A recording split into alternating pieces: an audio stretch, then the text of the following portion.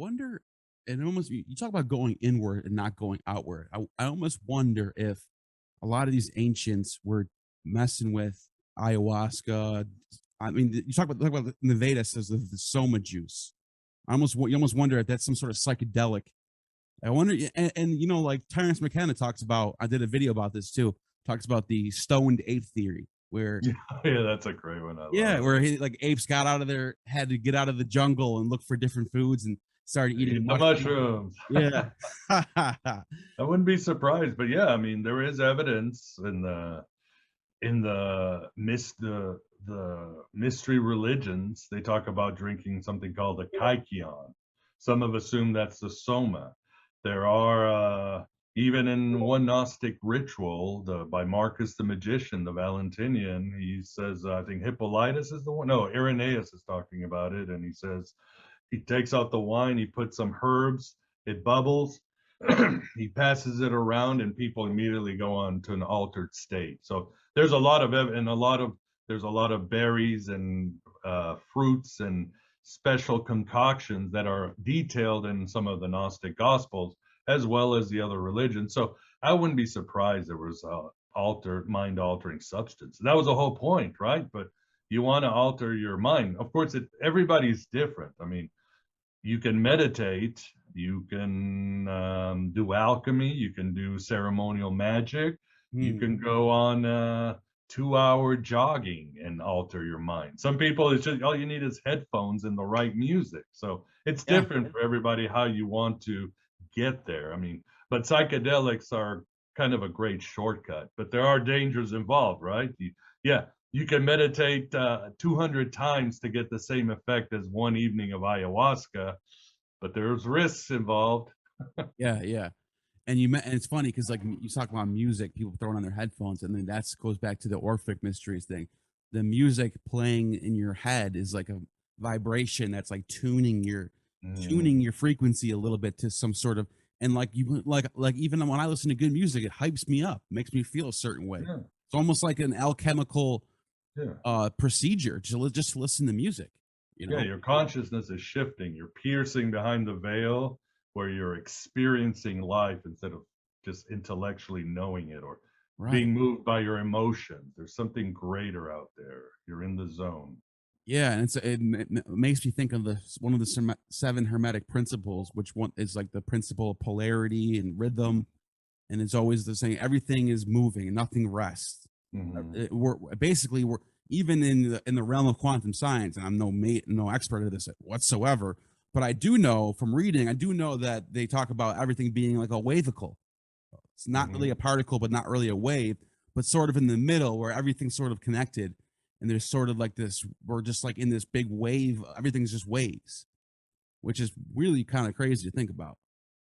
That's reality, It's man. And of course, reality. a lot weirder once you even get there. So I Yeah. don't. Science is more mind blowing than religion can be all day long. You know what I mean? Yeah, yeah. I mean, science just means knowledge, Yeah. means gnosis. So Gnosis. Right. again, is do you want a firsthand experience of it, or do you want to just sort of write it down? That's the difference. So. Yeah. Right. And then there's different religions come up in different regions of the world, and they have, and it's people see these common denominators, and the first thing they want to do is they want to say, oh, well, this one copied this one. But I like to say sometimes two different beavers in two different parts of the world don't copy each other, but they build the same dam, right?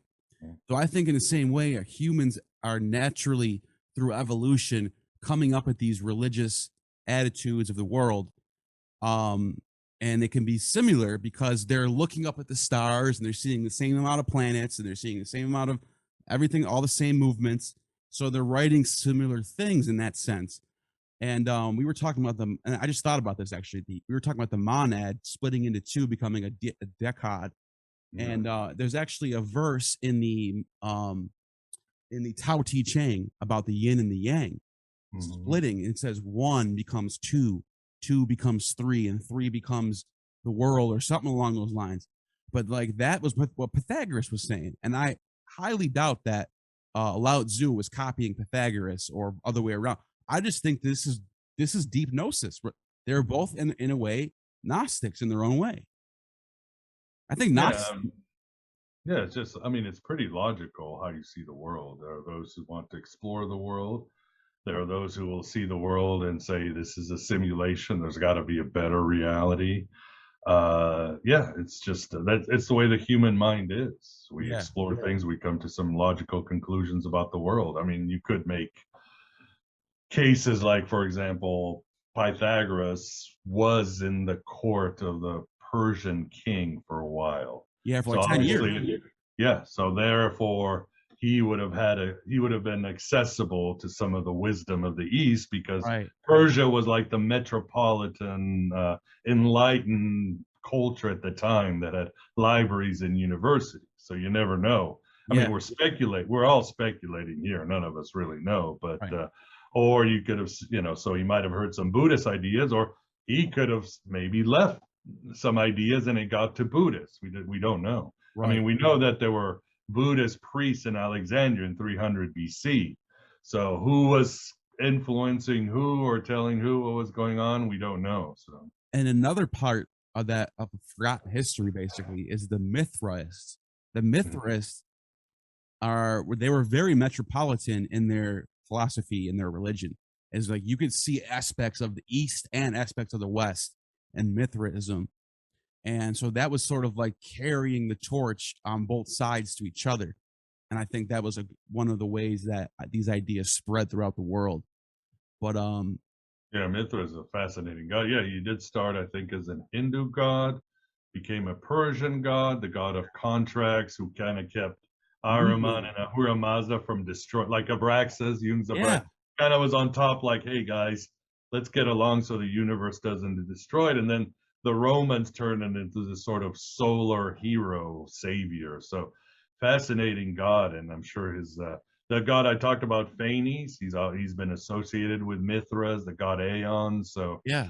yeah, weird god that's probably still around today. I think I don't know if you follow. Well, this is both Chris Knowles and Jason Reza Giordani. But for example, our Statue of Liberty is not the goddess Liberta; It's it's Mithra. Mithras. Right. So that's first the guy. She looks like a dude. If you look Right. at those features, are pretty manly. Austin Powers. Well, It's a man, baby. and not only that, Mithra was very effeminate. Like he didn't have like a big thick beard. He was very, shaven looking. He Yeah. sort of had like the Hindu god look, where he would, well, that actually makes sense. That's where he came from. But if you look at like Shiva and Krishna, they all were very effeminate looking in a way. And I think Well, Mithra, even more than that, the iconography. If you look at the Mithras iconography, they show the stages of initiation for the acolyte or the hierophant, the sycophant. But one of the stages of initiation was the sun beams out, and then you hold the book and you have a torch raised. So it's like straight out of Mithras. yeah. So it's And almost weird that our country is kind of in an archetypal, symbolical, because these images have power and a psychology behind them. So our yeah, country is kind of ruled by Mithras.